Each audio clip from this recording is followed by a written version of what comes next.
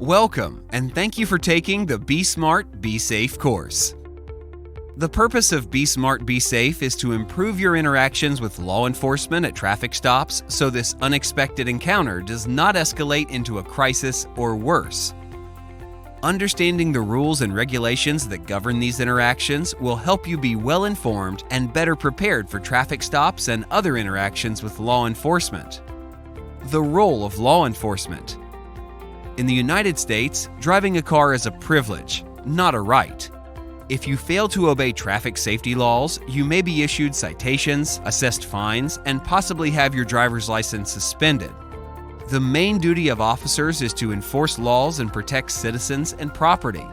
Officers have broad powers to carry out their duty. However, officers have the same rights as other U.S. citizens and are held accountable to the same laws as you are. Law enforcement work can be stressful and dangerous, and officers must be mindful of their own safety as well as the safety of citizens. To minimize conflict, remember to follow the guidelines explained in this course and to maintain a calm and respectful attitude during traffic stops and in any other interaction with law enforcement officers. This course is made up of 7 short lessons and will only take about 10 minutes. Let's get started. Lesson 1. You see red and blue lights in your rearview mirror. Robert was driving home after school when he saw red and blue lights in his rearview mirror. He starts to panic, thinking, "Why are they following me? Should I pull over?" What are Robert's best next steps? Pull over to the right-hand side of the road as soon as he safely can, with no delay, so the officer doesn't think he's being evasive. Once at a stop, he discontinues his cell phone call, turns off the music, and rolls down his window. While waiting for the officer, he doesn't fiddle with anything so as to not create suspicion from the officer. If you find yourself in this situation, remember, your goal is to ensure a quick, legal traffic stop so that you and the police officer both go home safely.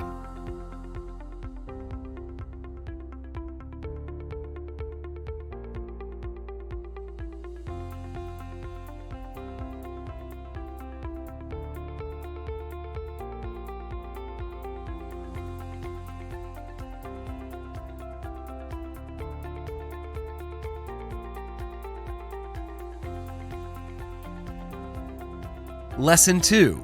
The officer will approach your car. As the officer approaches his car, Robert remains in the car and places his hands on the steering wheel so they are visible. He does not make any unexplained or sudden moves or become confrontational. An officer may approach the vehicle from the passenger side for safety reasons. Robert should remain in the car so that the officer does not think he is aggressive or is preparing to run away. Even though he may be angry or frightened, under no circumstances should Robert run from an officer.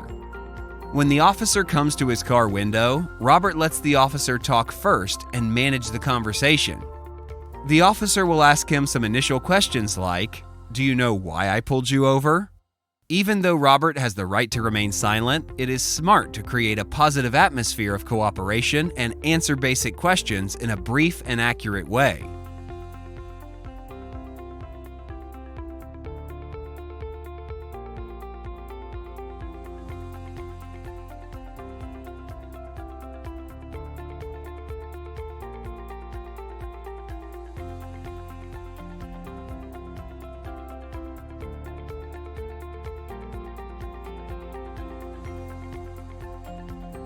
Lesson 3.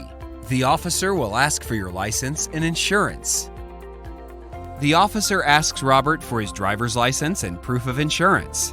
He communicates with the officer about his movements. For example, if the documents are in the glove box, he should inform the officer that he is going to open the glove box to retrieve the documents. Robert should notify the officer if there is a firearm inside the vehicle. He should not hand his wallet or purse to the officer. He asks permission to get the documents, hands them to the officer, and then puts his hands back on the steering wheel. Remain calm and respectful during this process. Robert should never give the officer a fake ID. This is a serious offense and could result in his license being suspended. A driver or passenger can be arrested for giving false identifying information to an officer. He should not suddenly reach in his pockets or under the seat. The officer may think he is reaching for a weapon. If an officer feels that their safety is threatened, they have the right to use force to defend themselves.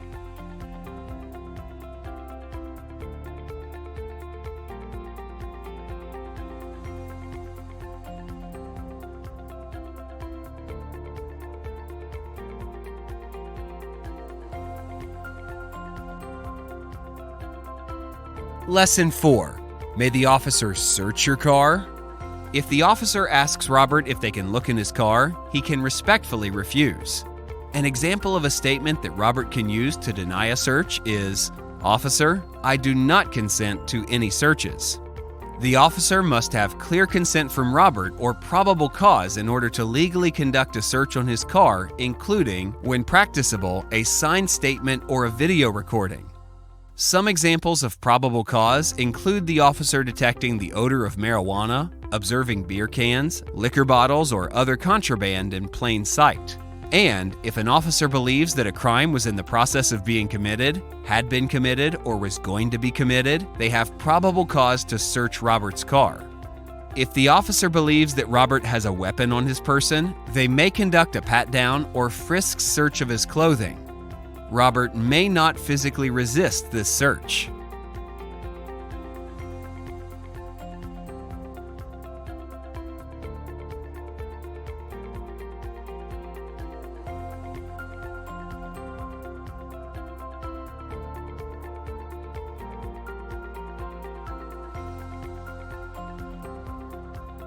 Lesson 5.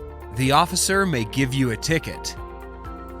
After the officer receives Robert's documents, he or she will return to their vehicle to verify the documents and check for any outstanding warrants. The officer will then return to Robert's car and explain why he pulled him over. He may issue him a citation or give him a warning. If the officer gives Robert a ticket, he must sign the ticket. By signing the ticket, he is not admitting that he is guilty.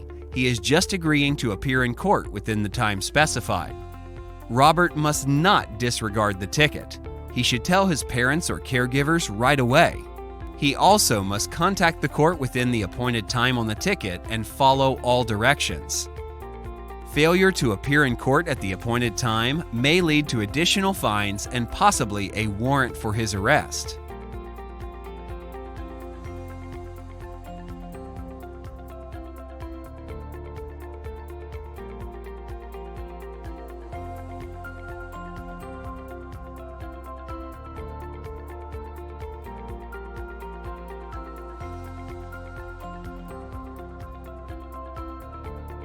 Lesson 6. The officer will let you know when you are free to go. The officer will return to his vehicle and let Robert know that he is free to go. Even if he feels he did not deserve a ticket, this is not the time for him to argue with the officer. The proper place to explain his position is in court, not by the side of the road. He should never confront or threaten an officer, and under no circumstances should he physically touch an officer. Above all, Robert does not want an arrest on his record. Fairness will be determined in court, where Robert may argue or appeal his case. If he has any specific questions, he should contact a lawyer to seek legal advice. If both Robert and the officer maintain a courteous attitude and stay calm, a potentially stressful interaction will not escalate into a crisis, and all parties will get home safely.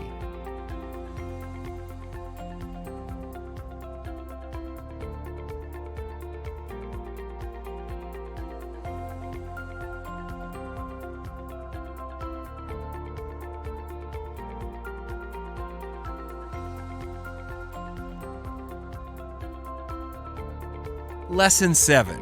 You may file a complaint or a compliment about your experience. Robert cannot control how the officer handles the traffic stop interaction, but he can control how he handles the interaction. It is important that he takes the situation seriously and remains calm and respectful during this process. Police departments are very interested in learning about Robert's experience with their officers.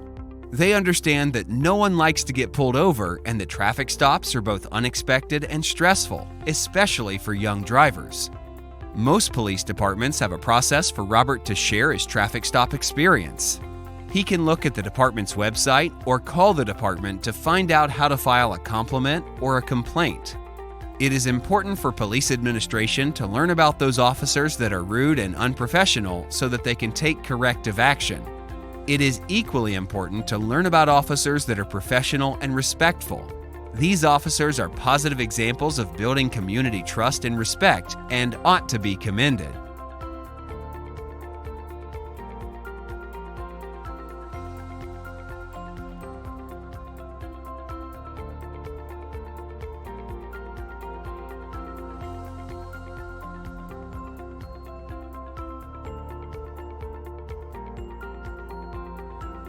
Thank you for completing the Be Smart, Be Safe course. Your next step is to take the test. Please scroll down on this website to Step 2 and press Click here to begin the test. The test has 25 questions and will only take about 10 minutes.